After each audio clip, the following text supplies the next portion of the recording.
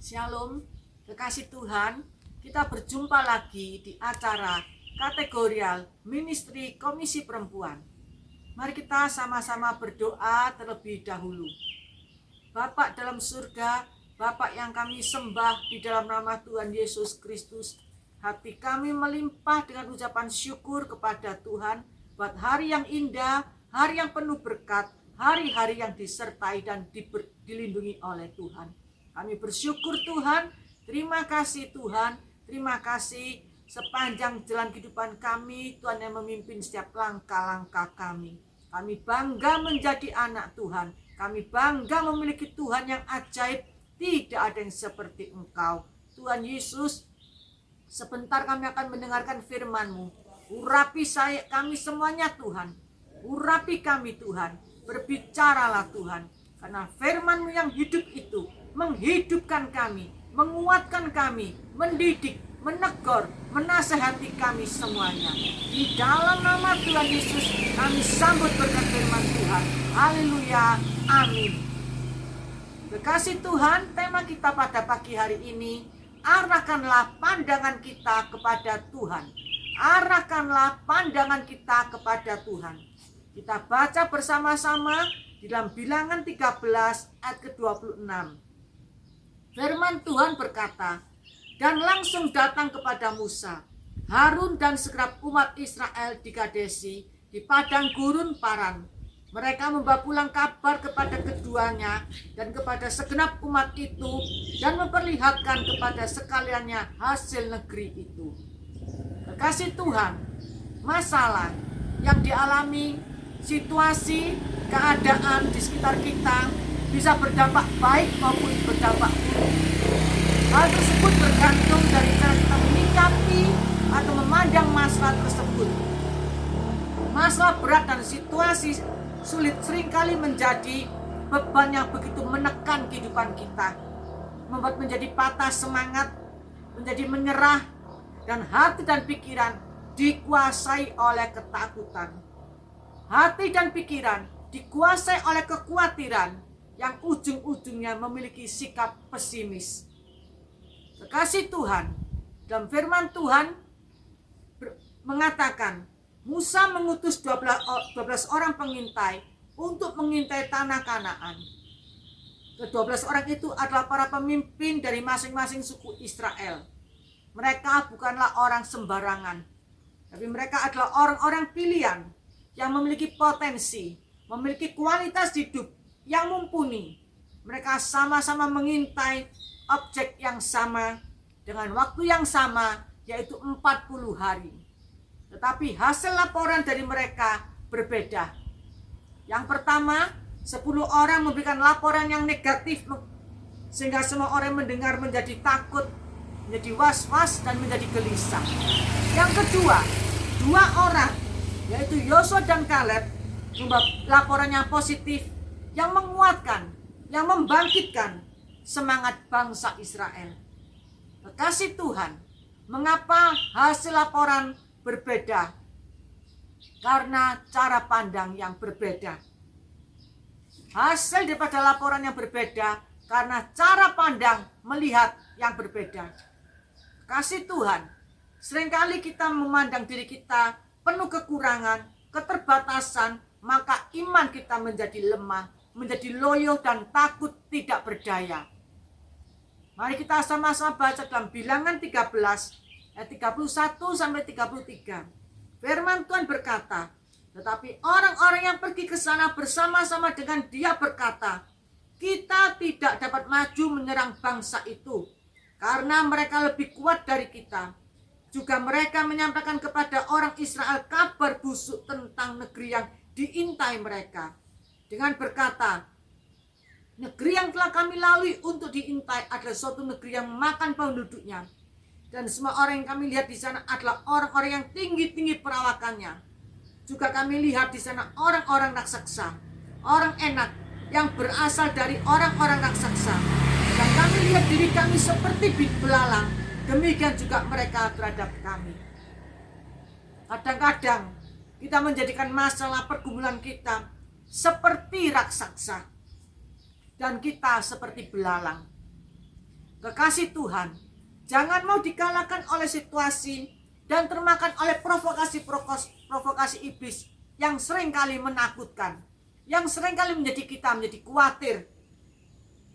Provokasi iblis lewat ramalan-ramalan yang menakutkan, sehingga memberikan cara pandang yang negatif, yang membuat banyak anak-anak menjadi ketakutan, lebih-lebih di saat pandemi yang melanda seluruh dunia. Kekasih Tuhan, di masa yang sukar yang melanda dunia ini, kita harus punya iman yang kuat, iman yang teguh, seperti Yosua dan Kaleb. Di dalam Bilangan 13 ayat 30, firman Tuhan berkata, kemudian Kaleb mencoba menenteramkan hati bangsa itu di hadapan Musa, katanya, tidak, kita akan maju dan menduduki negeri itu, sebab kita pasti akan mengalahkannya. Mari kekasih Tuhan, kita meneladani iman Yosua dan Kaleb, cara pandang mereka yang selalu memandang kepada Tuhan, dan mereka berkata di hadapan Musa, tidak, kita akan maju dan menduduki negeri itu, sebab kita pasti akan mengalahkannya. Yosua dan Kaleb percaya bahwa Tuhan menyertai mereka, sehingga mereka bisa mengalahkan bangsa Kanaan dan masuk dalam tanah Kanaan. Dalam Markus 9 ayat 23, firman Tuhan berkata, jawab Yesus, katamu jika engkau dapat, tidak ada yang mustahil bagi orang yang percaya. Kekasih Tuhan, mari kita percaya, tetap tekun kepada Tuhan. Iman kita percayakan kepada Tuhan. Arahkan pandangan kita kepada Tuhan. Karena firman Tuhan berkata, jika engkau dapat, tidak ada yang mustahil bagi orang yang percaya. Kita sebagai anak-anak Tuhan yang percaya kepada Tuhan, tidak ada yang mustahil bagi orang yang percaya. Tidak ada yang sukar bagi orang yang percaya. Iman Yosua dan Kaleb membangkitkan semangat orang Israel, oleh karena cara pandangnya terarah, tertuju kepada Tuhan yang maha kuasa, maha dahsyat, maha besar. Kekasih Tuhan, marilah kita memandang segala masalah kita. Kita arahkan pandangan kita hanya kepada Tuhan. Tuhan yang kita sembah adalah Tuhan yang disembah oleh Yosua dan Kaleb. Tuhan yang maha besar, Tuhan yang maha kuasa, Tuhan yang maha dahsyat, yang sanggup memberikan kita kemenangan demi kemenangan. Dalam Mazmur 16 ayat ke-8, firman Tuhan berkata, aku senantiasa memandang kepada Tuhan, karena ia berdiri di sebelah kananku, aku tidak goyah. Mari kita pandang kepada Tuhan, karena Tuhan berdiri di sebelah kanan kita, kita tidak akan goyah. Kekasih Tuhan, bagaimana cara pandang kita dalam tahun 2022 ini terhadap masalah, terhadap pergumulan dalam menjalani hari-hari kehidupan kita? Apa pandangan mata kita tertuju kepada masalah-masalah pergumulan? Apakah pandangan kita tertuju kepada sakit penyakit, kepada beban yang berat, kepada pergumulan-pergumulan, fakta pada keadaan dunia yang tergoncang? Ataukah kita memandang kepada Tuhan dan berpegang pada janji-janjinya?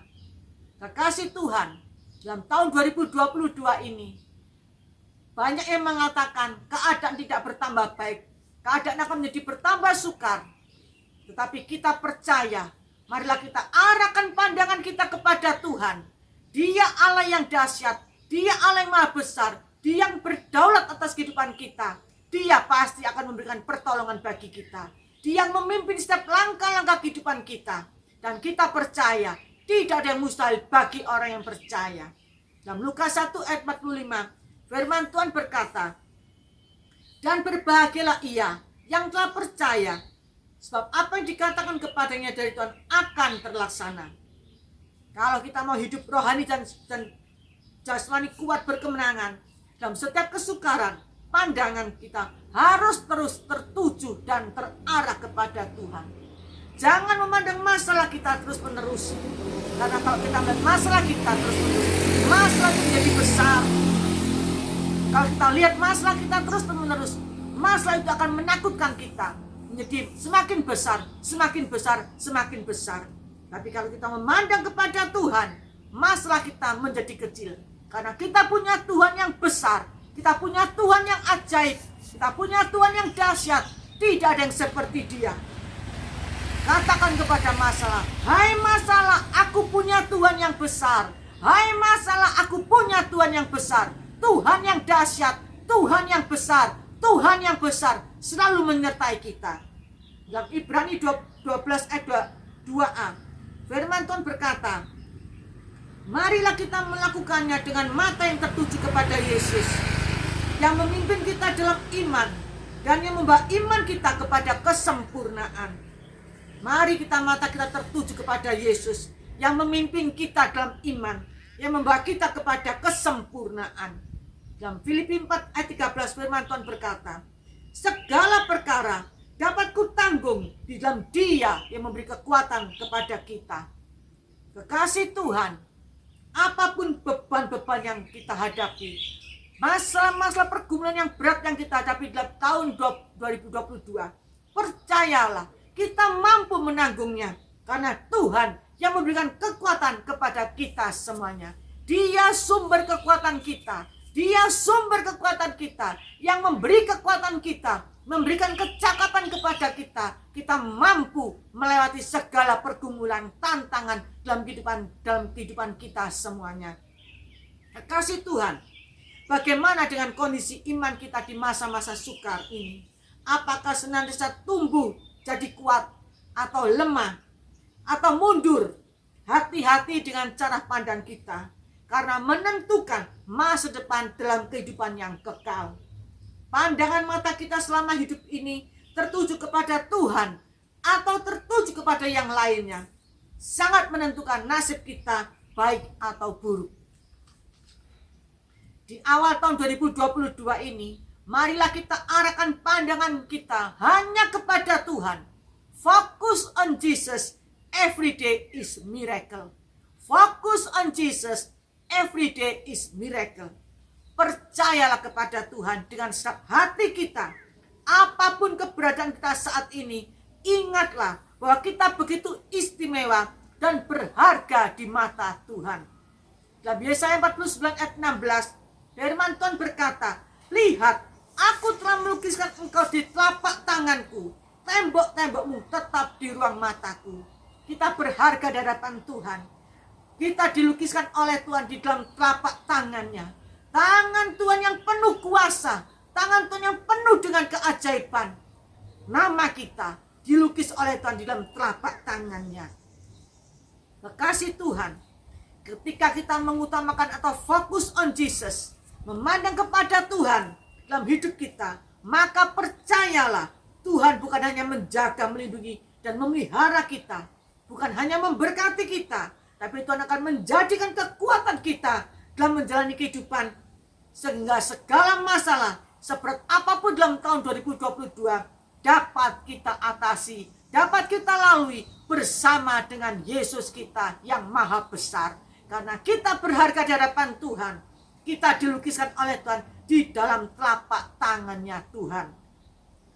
Hiduplah dalam tahun 2022 dengan memandang terus kepada Tuhan, bukan memandang kepada yang lain.